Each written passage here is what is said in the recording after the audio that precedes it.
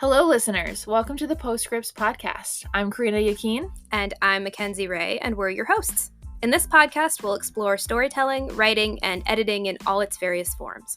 We're excited to go on this adventure with you as we traverse through short stories and tackle the monster that is letting someone else read your writing for the first time. This is sure to be an adventure, so buckle in.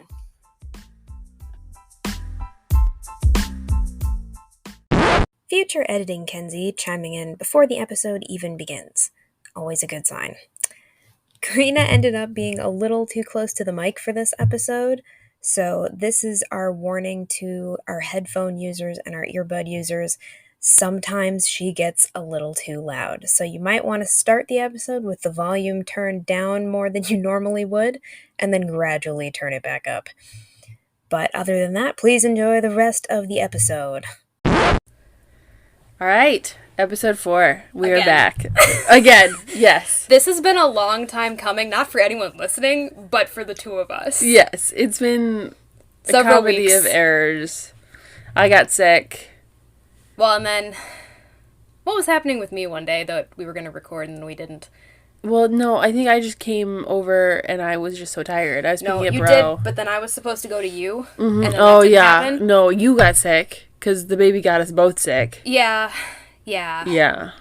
Little And then petri dish. the temporary outro that we've had up until now is me also being sick. Where you can totally tell the difference between current recording Kenzie and then future editing Kenzie, who's like interjecting and doing the temporary outro, just sounds so tired and quiet. Oh. So yeah. No, this should be better. This should be better. But we're back. Episode 4. This one's all about proofreading. Yep. So, exciting. Yes. So much fun. It's My everybody's favorite part. Yeah. No. So proofreading, different than like developmental editing in the way that it's more about sentence structure, grammar, typos, things like that. Right. That's why it's our favorite. No. I mean, it's just, it takes a lot of attention to detail. And it takes a lot of, like, I remember in my proofreading class in college, I hated it. It was the worst. And I was so bad at it, which is funny. But I remember the teacher was always like, we actually read a legit manuscript. And we had to edit it. And she went and edited it first and was like, you had to have at least this number of errors on each page. That's or like not each chapter. at all. I know, I sucked at it. So I only took one editing class in college, but we had to do something similar, except it wasn't like a manuscript. It was just like, I think the professor made it so like she knew what errors were there. Yeah. And she would tell us like, you should have this many errors. Yeah. And then if you didn't have that many, you're just like kind of making things up, like maybe this is wrong. I don't know. And commas. Who really knows about commas? But she always told us that, like, don't get sucked into the story that you forget that you're actually supposed to be doing a job. See, that's, in my opinion, that's why proofreading is not fun. Because you can't just, like, enjoy what you're reading. No, it's a job. Yeah, you have to pay attention to grammar. I don't want to. Or sentence structure. or structure. Typos. Or, like, saying the same word in the paragraph multiple times. The thing that made me aware of that, so I think I've mentioned in the past that I had a ghostwriting gig for a while, which we could talk about that in a different episode when we're not talking about specifically proofreading. But that was one of the things because I had multiple people. I don't know if all of them were editors or if just like a few of them were editors and somebody else was just like my quote-unquote supervisor. I don't know.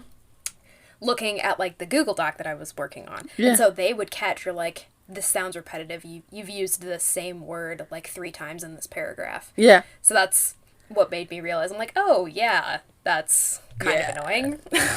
Yeah. College made me realize that because in poems, it's different in poetry than it is in prose. Yes. Like, using the same word in poems can become lyrical and can become like a point of reference, where in prose it's just like you got lazy. And well, I think not like lazy, I'm saying that like sometimes sardonically. it's lazy. Yeah, sometimes it's lazy, but I think you can make it purposeful and to like drive home a point, even when you're not writing poetry. But you have to make sure your editors know that, or they will totally rip you to shreds. Okay, if your editor is reading it and they're not getting the point that, like, you did this on purpose? Is the reader going to get it? No. Yeah, so. Exactly. And most readers, the vast majority of readers aren't writers, right? True. I mean, maybe, I don't know. I don't know the actual number. But most readers aren't reading as a writer's perspective, like from a writer's perspective. Yeah. So they're not, like, that's why 50 Shades is so popular. That's why Twilight is so popular. These books aren't necessarily written to the highest level or highest caliber of writing, right? It's not highbrow literature. It's not highbrow literature. But the people reading them aren't reading them for highbrow literature. For highbrow literature, and nor are they reading them from a writer's perspective of, oh, you use sparkly, glittery vampire 5 times in this sentence. Maybe you should change it up. That'd be an interesting experience to, like, reread Twilight as an adult. No, never. Absolutely never. Gotta make sure my computer doesn't fall asleep. And I mean that in the most loving way possible. I will not do it. It might be a fun experiment. I have been so brainwashed into being highbrow because of my lit major that it's like, no, That's I can't. why I think it would be entertaining. Oh, just watch me be like, you can't do that. Yes, I think that would be hilarious. Let's not do that. But my process for proofreading really comes down to, like, reading it out loud. Yeah. I just switched gears right there. You have a process. You don't have a process. You never have a process. I have too many processes, and I get wrapped up in the process. We need to find a happy middle ground between the two of us. There's got to be I need some of your processes, and you need some of my lack.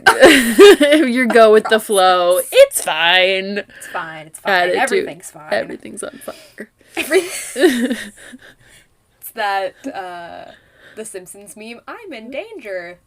Everything. It's just, never mind. Forget it. I have never, ever seen that. No. No? No. Or there's the other one where it's actually, like, the house on fire. Oh, yeah. It's just, like, sipping coffee, like, I've this is seen fine. that one. I'm okay with this.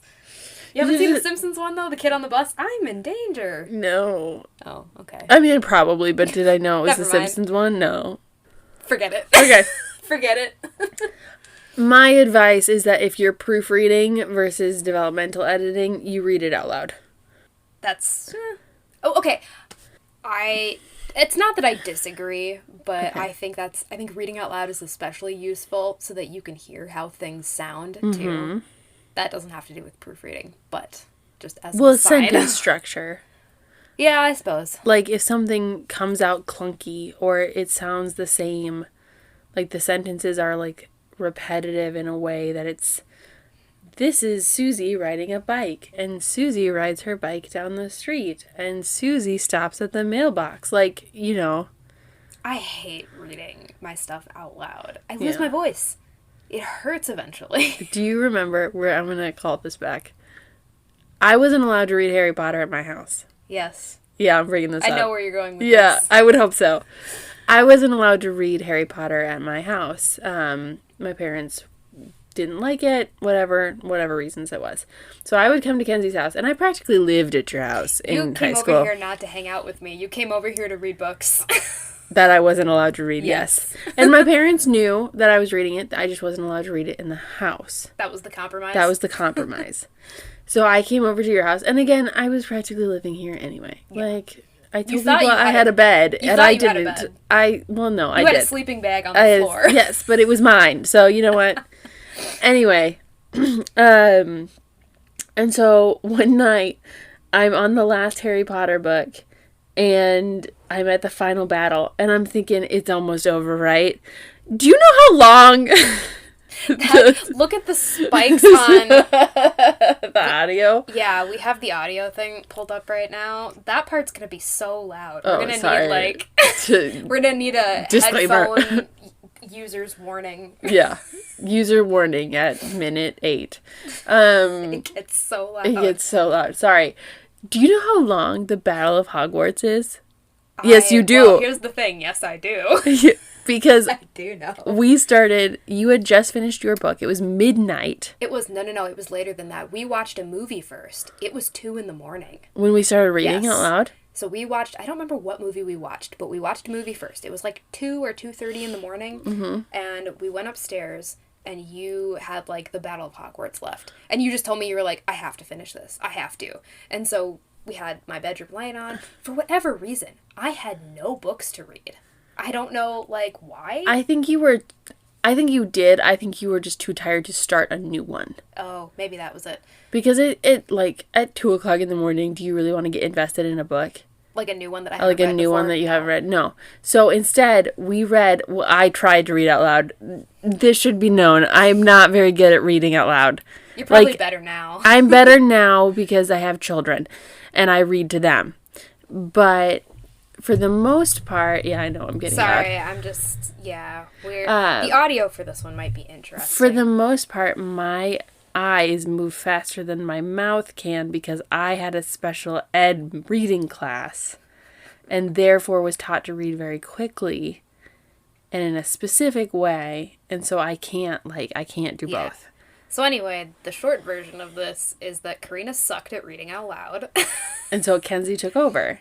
Well, okay, it started because I was just sitting in bed twiddling my thumbs while you read, and then you felt bad that I was just bored because I couldn't go to sleep since the light was on. Yeah. And so your idea was, let's take turns reading out loud. So and it quickly became, I'm going to read out loud. Yeah, it quickly became, I got fed up listening to your parts, and I was just like, I'll do it, just give it to me, I'll do the whole thing. And eventually, McGonagall, Dumbledore, and Voldemort all started to sound the same. Everyone sounded like a chain smoker, because I was losing my voice. By the end of it. I kept mixing up Dumbledore and Voldemort. No, Voldemort and... No, it was Dumbledore and Voldemort. Dumbledore and Voldemort? Yeah. Names no longer held any meaning. No.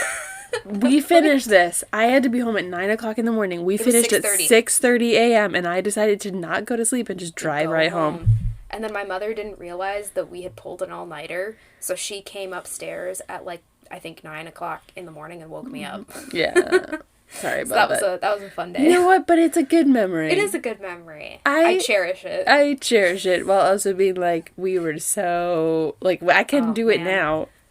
No, absolutely not. But anyway, the whole point of that whole story was the fact that I can't read out loud.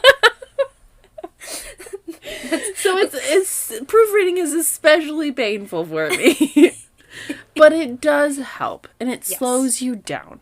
It does. So anyway, back to the point of proofreading. Keep getting distracted by all of the audio spikes. It's going to be interesting listening to this later. Hopefully it'll be fine. It's going to be fine. I get loud, okay? Also, I'm on antibiotics, so... What does that have to do with anything? I don't know. I just blame it on the giant horse pills that I have to take. Yes. Alright, I have no idea where we are in this. I need to look at that. We're still talking about processes for proofreading. You don't have one. Well, okay. Everything is proofreading, it says under your process. That is my process. Oh, I was going to mention one thing. You need to... know the rules before you break them. You don't have to know them well. I don't know them well. But I remember reading someone, like, the back of a book who was like, what advice would you give to young author or young writers who want to get into publishing? And she said, know the rules before you can break them. And that's mostly just so that you know how to break them well. Yes. It's not like this elite club of, I am a grammarian and therefore... Is that a word? Yeah. Dude. I learned something new. Yeah, I had an advanced grammar class in college. I hated it. I almost failed it. So here's the thing. Most of the time when it comes to, like, grammar and literature, I trust you. But, like... Grammarian. Grammarian. He was pushing it. No, but you said it so confidently. I'm like, maybe she just is like, this is probably a word, and said it. No, it's a real word. I think it's just, I have a brother that does that. So you have to question whether or not he actually knows something. Yeah. Or if he just said it super duper confidently. But, okay. All right. Sorry. Anyway, it's not that you have to know the rules well. Like, you have to have them all memorized and you know how to tree sentences and all of that. You just have to know this is what a comma is for. Comma may not be the best example. This is what a semicolon is for. This is what quotes are for. I don't know. I was trying to pick something easy. It wasn't getting better. No, it wasn't. Because semicolons. What are they? I mean, okay, I kind of know how to use semicolons, but then I think once I figured it out, I like went on a spree of using semicolons. I had a teacher tell me that semicolons felt too academic for her, so that she didn't like it in prose or poetry. And then I started using them in my prose and poetry just to be like... Spiteful. Yeah. It's fun. Yeah. I think more when you talk about knowing the rules so you can break them. Because grammar is not really my thing. Like, I'm not terrible. Right. But if you asked me, I didn't know the word grammarian. Sorry. Someone has a cough. Someone has a sinus infection. Babies are petri dishes. They are petri dishes. But anyway, if you asked me about, like, to, like, tree something, I'd be like, huh? What? Yeah, I took a whole class on it. I still am, huh? What? Yeah. Yeah. No, so when I think about, like, knowing the rules so you can break them, mine's more of, like, broad picture, like, know the purpose of, I don't know, the structure of storytelling so you can break the rules of, like, you know, the beginning and the rising action and the climax and the end. It's like, okay, as long as, like, if you know that's the structure for most stories, then you can, like, purposefully rearrange things and break that rule and have it work. Yeah, but that also works for, like, say you wanted to write a free verse poem. Yeah. You need to know the rules in order to... don't remember, like, any poetry rules anymore. Yeah. Or, like, you wanted to write in some sort of meter. You need to know the rules of that meter. Yes. If you want to be the next Shakespeare, you have to study Shakespeare, right? So know the rules before you can start to cross the line. Yes. Yes, we agree. We agree. This is what my husband and I do. We have fights, but we are arguing the same point. Me and my dad did that once. Yeah. For like 10 minutes, just like shouting at each other back and forth until finally we were like, I think we're on the same page, actually. I think we agree. Yeah. The boys are like, you guys are saying the same thing. Like, Nicholas just gets so mad at us. He's like, can you stop fighting? And we're like, no, this is fun. Because it's more bickering than fighting. Yes. Anyways, off topic. Very well, that's kind of our thing. It is our thing. Off Tangents. topic. Who doesn't love a good tangent? All of us. Anyone listening to this, I hope. This is the title of the story, or the episode. Half of our podcast is tangents. Doesn't like a good tangent? All of us. Okay, anyways, I had to write it down. Yeah, I know. So, what's your opinion on editing as you go versus editing at the end, for proofreading specifically? I mean, I kind of just... I don't know if I can help myself about editing as I go. Like, I can tell myself not to do it, but I don't know if I can resist. Yeah. What I typically do, because I'm always kind of editing as I go, but then once I've finished a manuscript, then we do, like, one whole read-through of just trying to, like, catch more specific things than when I was just, like... I view the editing as you go more of, like, revising story-wise. Yeah, okay. Yeah, I mean, you fix some grammatical stuff, right? Well, yeah, you can't spell hesitate to save your life. Me today, forever. I had to write hesitate so many times today. Like, don't hesitate to contact me at work, and I can't spell it right ever. Do you have a word? Is that your word that you can't spell right ever, or was that just today?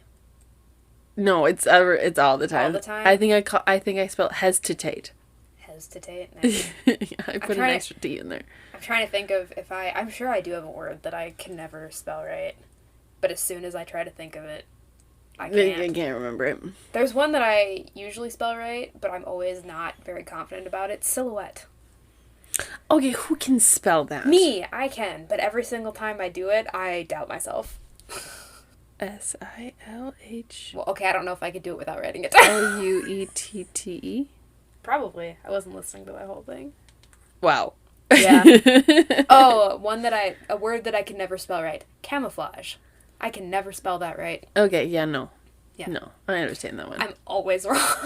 Yours is better than mine. Hesitate versus camouflage. Yours is better. Anyway. Do Do you ever, what's your feelings on setting something down for like a month or a couple weeks? I'm highly in favor of it if you can do that. Yeah. Yeah. Giving yourself some distance from it. I catch way more things when my eyes are fresh. Yeah. As opposed to like if I've been just entrenched in something for right, but you also weeks. get attached to it and you don't want to edit or cut anything. I get so attached to like, especially if, okay, we've talked about this before. Yeah. If you have like a sentence that is just like, I'm a writer and this sentence proves it. And you have to cut it because it doesn't quite work, or you have to change the structure of it because it doesn't quite flow the way you want it to, and it's just heartbreaking. Yeah. It's easier to do that when you've had a little more time away from it. I don't have those kind of feelings about sentence structure. I do. You're talking to the person who scrapped 3/4 of a novel. Right before it was due? Yes. Yeah. So I feel like I'm, in that way, I'm less attached to, I get attached to maybe like certain scenes where I've thought about it in my head, and like that's one of the scenes that's just been like sitting there and I've been waiting to get to it. Right. And so if one of those doesn't work, I don't want to cut it. Yeah. That was an interesting face you just made with that yawn. I was trying not to yawn. That's what happened. We're doing great. We're doing fine. You're yawning. My laptop's falling asleep constantly. It's fine. It's fine. Everything is on fire, and it's fine. Yes. Yes. I think the reason why editing is so important, though, is not just because it's like a level of professionalism. This is what you're supposed to be doing. You're a writer. Therefore, you should probably know how to write. Sorry, I'm eating a donut. Professionalism. Professionalism. What was I just talking about? I don't know. You said something about a level of professionalism and I'm licking frosting off of my fingers. Everything is on fire. Anyway, it's not only like a level of professionalism, you know what you're doing and you can prove that. Yes. But grammar and proofreading and all of that is so important just to the art of writing. Like, it's the bread and butter. It's how you are not even listening to me. I am listening to you. I'm still licking frosting off of my fingers. Grammar is so important because it's how you create sentence structure. It's how you create voice. Like, the way you use commas can show how a character pauses when, like, how I talk. That is true. Yes. Yeah, thank you. I feel like that's when you're talking about editing and grammar, and it's super boring to do, and it's kind of, depending on who you're listening to. Yeah. Like, if you have a really dry professor, it's not the most fun thing to listen to, but you're right in that if you have, like with character dialogue, you can change the way something sounds, you can change the way characters, what's the word I'm looking for? I'm so tired. Like their mannerisms. Yeah. Yeah, you can do that. Yeah, exactly. And so I think as boring as it sounds to like figure out where to place the comma and whether or not you agree with the Oxford comma versus like colons or like whatever, it doesn't matter. It's an art form. It really is. Like, using grammar correctly in a way that shows your own voice, your narrator's voice, your character's voice, and how you set the pace of your novel or your poetry is important. Mm-hmm. And it's an art form. And she's eating it. I have a mouthful of donut. I'm sorry. I just went on a beautiful tangent about grammar. And I stared into her eyes while chewing on a donut. Ate a donut. It's like my daughter when she eats her bottle, or like when she she just like stares deeply into your eyes. Deep in the eyes. Well, what she does when I'm feeding her is she stares deeply into my eyes, wraps her fingers around my hair, and then yanks. That's what happens. She's almost 7 months old. She's at that point. You'd think I hate having my hair up. That's like my downfall. My compromise is half up, half down. Yeah, but that's not really up. It is, though. It saves a lot of it, but there's still stuff that she gets to. Well, not my problem. My hair's too short. I was going to say, what do you mean not your problem? It's your baby. Not my problem when you're feeding her. Keep dropping frosting. Yeah. The unprofessionalism of this podcast. Rampant. It's rampant in this podcast. That's fine. We never said we were professionals. Absolutely not. No, we just write and like talking about it. Yes. Yes. Most of the time. Okay. I don't know. I think don't knock editing as the most boring part of writing. I don't think it is the most boring part. I just think, depending on who you learn from, it can get a bad rap. Yeah. Like, my editing class in college was not the most fun. Traumatizing. Yours was. Mine was not. I had an advanced grammar class with Dr. Black, and the textbook was her own self-published book, which is just, and it cost like $50 for this book. It's just the most outrageous, How do you get away with that? Egotistical thing. I'm gonna get in so much trouble if she ever listens to this. She's not ever gonna. It's fine. Anyway, I almost failed that class because my brain didn't understand treeing sentences as a way to understand grammar. Like, if you sat me down and you said, a comma is used in this way for these purposes, and this is how you properly use it, boom, thank you, I totally understand that. But no one explained that to me in high school. And no one explained that to me in college, so all of my writing in college was just like rampant with commas because I was like, comma. Mine was too. Like, I didn't know how to properly use them, and not saying I do now, but does anyone? No. I feel like commas are mostly a style thing. Yeah. Like, there's ways that you can definitely use commas wrong, but like if you're not blatantly using them wrong, it's kind of a style thing. Right. Like sentence, what are they called? Splices? Splices, yeah. Maybe. That's what it's called. I don't know. Who knows?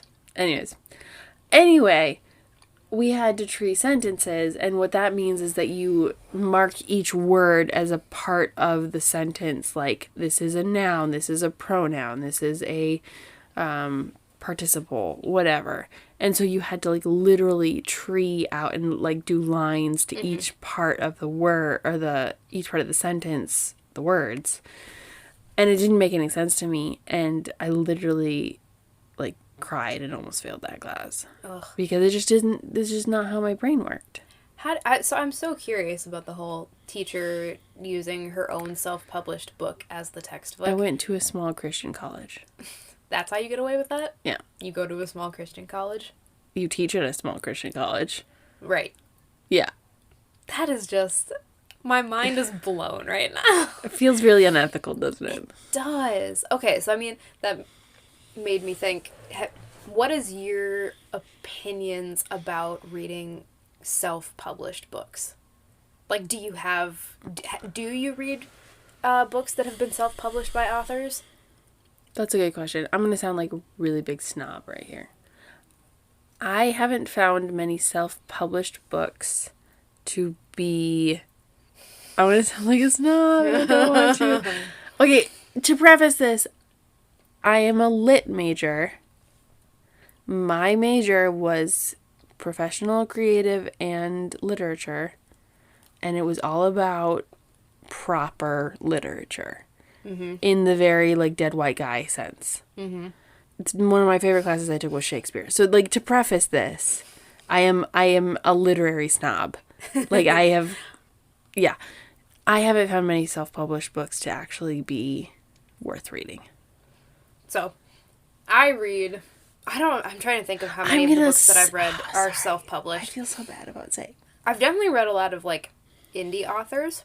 Indie authors are different to me than... Which, yeah. But I think people... Because, like, if you're going the self-published route, you can hire an editor. Mm-hmm. You can hire a formatter for ebooks and paperbacks. You can hire somebody to help you out with a cover. Mm-hmm. So, like, I know an author who is self-published. Mm-hmm. She teaches She teaches English. I'm trying to remember if she does elementary or if she does, like, middle school. Okay. But she writes, like, that middle grade reader. And I have some of her books. My mom has read them. I have not yet. They are on my to-read list. Yeah. But, like, one of her friends is her editor. And then she does, like, the cover stuff herself. Like, she gets some pre-made stuff that she, like, I think she's made, like, small edits to or whatever. Yeah. So I definitely think it's doable. Like, in that sense, self-published and indie authors are not that different. Mm-hmm. Like, it's basically the same, except the money for the services that you're getting is coming out of your pocket instead of the indie publisher's pocket. Yeah.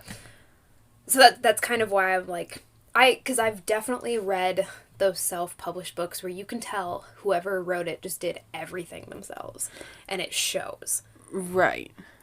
But I've definitely read some self-published books that I was impressed with. Right, but where is that standard? Like, is that different than, is your standard for, oh, this is self-published and it's actually pretty good? Is that the same standard as this is indie published and that's actually really good, and this is actually like, for me, yes. Grey Wolf Press published this and it's actually really good. So for me, I definitely hold self-published authors and indie published, like indie authors, to the same standard. Mm-hmm. It's not the same standard as like people that like have done like the traditional publishing route, which is a literary. That's a different, that's in my book, that's a different standard. But yeah, I definitely would say that like if I'm reading something and I can tell that it's self-published in a bad way, I'm trying to think if I've ever just stopped reading something or if I forced myself to muscle through it. I don't do that anymore. No, I still do.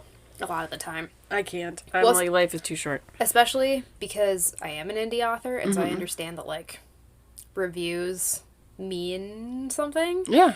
And so if I'm reading either, like, indie or indie book or self-published book, even if I didn't like it, I still am like, okay, I want to find, like, something constructive. Yeah. Not necessarily constructive to the author, because I don't think... I have opinions about reviews not being for the authors. But just to find something to say to leave a review. Yeah. Because it's my opinion. It might be a negative opinion, but it still, in a way, helps the book because it gets it more visibility. Like, the more reviews you have, the more visible your book is. Yeah. Regardless of what the reviews say. Whether they're positive or negative. Yes. That's interesting. I am legitimately a snob, though. I have a book that I was... Because, okay, Karina was asking me for book recommendations because she's going to be traveling soon. And I had thought of this one, but because it's either... I don't know if it's self-published or if it's an indie book. Okay. But because of that, I'm like, you can't... I'm sure you can't get it on the library app. Yeah. But it's called... Okay, I remember the title of the book. Don't remember the author. Okay. I could look it up. I'll look it up. It's called A General Theory of Haunting. Okay. And I'm trying to remember if it was one of those where it was like a freebie for a certain period of time or if it was like 99 cents and I'm like, I'll take a chance on that. Yeah. And I was very pleasantly surprised. Yeah. And that's awesome. Yeah. So I think it's either an indie book or self-published. I'm not sure. I would have to look. Mm-hmm. And I'm not saying that self-published books can't be great. No, I understand what you're saying. What I'm saying is that the vast majority of people who self-publish are they go the easy route. They're going the easy route. Yes. And that's not necessarily a cop-out. They're doing it all themselves. They don't necessarily have a group of people around them that are going to read their work and criticize it in a way that's constructive. And gonna help them get better. And I do believe that there is kind of this attitude of like, well, I'm gonna prove you wrong, so I'm not gonna hear it. Yeah. And if you self-published and want to prove me wrong, I would gladly be proven wrong. But for the majority, I'm gonna get so much flack for this of our 11 listeners. The majority of what I found in the self-published realm is plug your ears. I'm going to do this because I have been told I am a writer and I'm going to prove everybody, including myself, I'm right. I don't think anybody would say that you're wrong. I agree. I think the majority of self-published books are very not polished. There we go. Not polished. They're not polished. And that's not saying they don't have potential. Yes, exactly. I read something not that long ago where I saw the potential that it had, but it just, like... reached for it and didn't quite make it? Yeah. Or it's like when you're trying to hammer a nail and you miss the nail, but you hit the wood. Yeah, I don't even know if it was that off. So part of it is that it was more of like YA, like that was... I like YA books. I love YA books. But it felt a little more like shooting for middle schoolers maybe instead of high schoolers. So I started reading it. I'm like, okay, I understand I'm not the target audience. Mm-hmm. So I think there was some of that in my thoughts about it. But like, I don't know. Like, I saw the potential. I saw the potential for world building and like the way that the author did it. Like, instead of just a big exposition dump, they just like talked about things until you kind of got an understanding about what it was. Like, characters talked about it, and so you could kind of catch up then. Okay. And I was like, oh, okay, I like how they did that. But just I think there could have been more character development, because I was like, some of the characters just feel a little too cringy and not on purpose. Yeah. Yeah, I mean, I'm like, middle schoolers and high schoolers, they're kind of cringy anyways. But this felt a little, some of it was on purpose, but some of it felt not on purpose. Yeah. And I was like, okay, that's kind of where you're losing me. Yeah, I think it's hard because there's not that, like, I've been writing since I was little, and I've never been published, so take this with a grain of salt. I've never been published other than in, like, the school literary journal. Or whatever, yeah. And I stopped writing for a while, and I came back, and I'm hopefully going to be accepted into an MFA program and all this stuff, but it's the work that goes into it. Yes. And it's the work of, and it's understanding the publishing world. Like, you don't just send in your manuscript. That's not how it works. You have to have, like, you have to write them a letter, like, you have to... Yeah. There's so much that goes into selling your work. And it's not even selling your work, it's selling yourself in a way that says, I have potential. It's so uncomfortable. It's so uncomfortable. It's so uncomfortable. But you have to sell yourself, not even your writing, but like, I have potential. Yeah. I have a story, and I think it's important, and I have potential, and this story has potential. Take a risk on me. And then it's the follow through. Yes. That's important, and I think that's what's missing in the self-publishing industry. Couple of things. So, just before, because I'm going to take us in a different direction, but before I do that, the indie author, or not the indie author, the self-published author that I said I know, I was actually, because we've talked about potentially doing, like, book club, book reviews. I was thinking about suggesting... because she has, like, a series. Yeah. That's sort of that middle grade reader, and I was thinking about suggesting that. Yeah. I even think maybe hers you could get... I don't know if they would be... The library app, does that go across counties? I have a library card in 2 different counties. Oh, okay. You might even be able to get her books. Oh, yeah. We'll look it up. But anyway, that's what I was going to say. What was the other thing I was going to say? You were taking us in a different direction. Yeah, I was going to take us in a different direction. And that direction is Weast. Yeah, oh God. Do you remember that? What was the story behind that? I remember drawing it on your wall. Yeah, it was something about, like, where do you find home? And it was supposed to be, like, the middle of the compass. So it was, like, west and east. I hear your baby crying. I hear my baby crying. And it was Weast. We just combined it, so it was Weast. So it was smack dab in the middle of the compass. Yeah. Yeah. Gosh, what was I gonna... This is gonna bother me now. You were saying something about, like, you have to sell your potential to people. Yeah, I was. Oh, man. I did say that. You did say that. I don't know. Do we want to move on and maybe it'll come back to me? Maybe it'll come back to you. Maybe it'll come back to me. All I have to say is that we got on a tangent, but I think I can wrap it back around to proofreading. Sorry. Proofreading is part of the package of selling your potential. Yes. And showing that you know what you're doing. Yeah. Yeah. Oh, I remembered. Oh, yay. Yay. Okay. So you were talking about saying that, like, being confident that you have a story that should be told. Yeah. Have you ever, in your writing experience, yeah, while you were in the middle of either writing or proofreading, thought to yourself, why did I bother to write this? Like, what was the point of this? Oh my gosh, I read old poems and I'm like, I was so angry.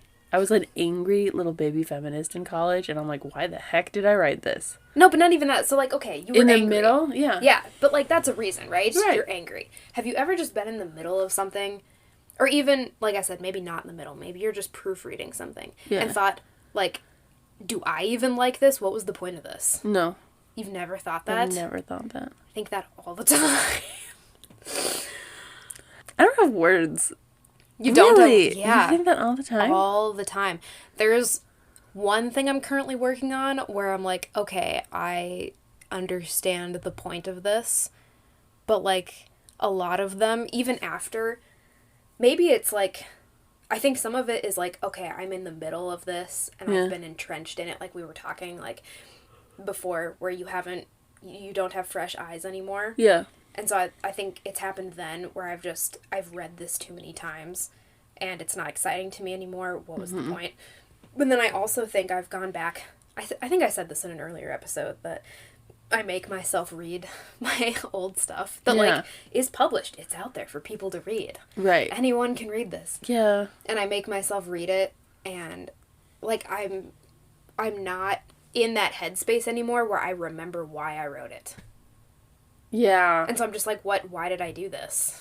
See, mine's the opposite of, like, I'll read an old thing and I'll be like, why did I stop writing this? Sometimes that happens to me. Yeah. Sometimes that happens. And other times, it's not even that I think something is bad, necessarily. It's just I'm like, what was the point of this? Your passion for it hasn't. Yeah. Like, I lost my passion for that story. No, that doesn't happen. Huh. To me. All right. Does somebody maybe one of our listeners make me feel better? And you are much more of a prolific writer than I am, though. And I think that's part of it. Is that you have written so much. But it happens, like, when I'm in the middle of a story sometimes. And I'm like, why am I still writing this? What's the point? Right, but you also, to be fair, have more time to write. I do, yes. So, and I have precious time to write. So it's more precious to you? No. No, I mean, you might be right. Yeah. I think there's a difference between, like, I have to be very cognizant that I have to be grateful for the time that I have to write. Yeah. And though you probably still feel the same way, it's a little different. I do. When I think part of it, too, as I'm thinking about this right now, is, like, I try to think about it from potential readers' perspective. Like, why should someone read this? Why? Yeah. So I think I get caught up in that, too. Writers, at least a lot of us, I shouldn't paint us with a broad No, all brush. of them have imposter syndrome. We're very insecure. All of us have imposter syndrome. So I feel like just constantly, all the time, the roller coaster of, like, when you're going down into the valley of, like, is this good? Why am I writing? Am I a good writer? That's when you start questioning, like, why should someone read this? Yeah. What's the point? No one knows. Yeah, no. So I think that all the time. Okay. We should get curious, some, like, a writer therapist. I don't know if I should admit this while we're recording, but my sister, who's also our unofficial social media manager, at least for some of our platforms, we went to see Paramore a while ago, and I'm an anxious person in large public areas. Yeah. And she's also a social worker, I should maybe say. For some context. She's a professional. She is. And so we're sitting in our seats, and she looks at me and she goes, so, have you ever considered maybe therapy? Having, like, a mini intervention for me at a Paramore concert. She's like, this doesn't have to be, like, a part of your personality, you know? I don't know why I thought I should throw that in there. Alternative title. This doesn't have to be a part of your personality. So now people know that about me, that my sister had a mini intervention for me at a concert. That is wonderful. Anyway, the moral of the story, folks, is that you should proofread your That writing. was a long-winded way That to was a say. long-winded way of saying Proofreading. Just proofread. Just proofread. All right. Yeah, I don't know how we turned that into like 45-ish minutes. I was a little concerned there at around 22 minutes. I was like, I'm out of it. That's a shallow well. Yeah. We made it. We went down some rabbit holes. Like we do. We took some side streets. Just meandered. Hey, if this is the Postscripts podcast, aren't Postscripts kind of like the tangent at the end of a letter? It's like, by the way, this is the thing that didn't fit in with, like, the main idea of the letter. And you can have as many postscripts as you want. You're right. So, hey, I think it works. Anyways, thanks, listeners, for reading. Yeah. Good night, Ned. I won. I win. I win. Do I press this button? Okay.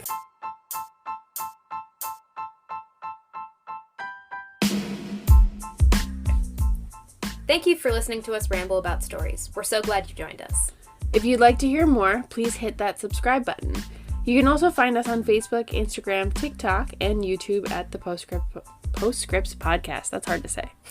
We release shows on Wednesdays. If you'd like to submit a question or an idea for an episode, please email us at thepostscriptspodcast@gmail.com. And P.S. listeners, we're always interested in adding new voices to the show. So if you're interested in promoting your book, having us review it, or any of our other services, please shoot us an email. Thanks.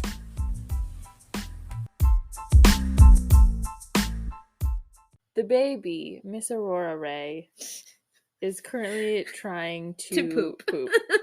And there's a lot of scrunching of faces and turning red and staring at you while shaking and trying to push something out. The best thing is when a baby looks you dead in the eyes and then starts to poop while maintaining eye contact.